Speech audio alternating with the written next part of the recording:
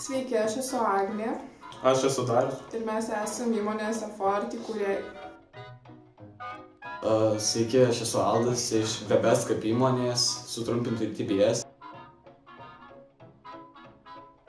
Sveiki, visi, esu Lukas Viznaitis, mokomosios bendrovės Startuolio Docs įkūrėjas. Kiekvienas turbūt esate matę, kaip šiuolaikinis jaunimas tiesiog degraduoja, ir mums su Agne kilo idėja sukurti motyvacinę knygą, kuri motyvuotų jaunimą bei padėtų jaunimui siekti užsibrėžtų tikslų.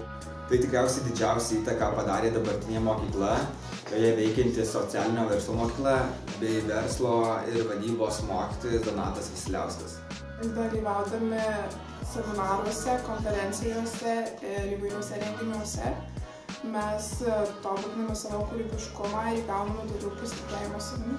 Pagrindinė patirtis, kurią aš įgavau šioje įmonėje, tai tikriausiai pristatinėti savo įmonę kitiems verslininkams ir bandyti juos sudominti savo idėją.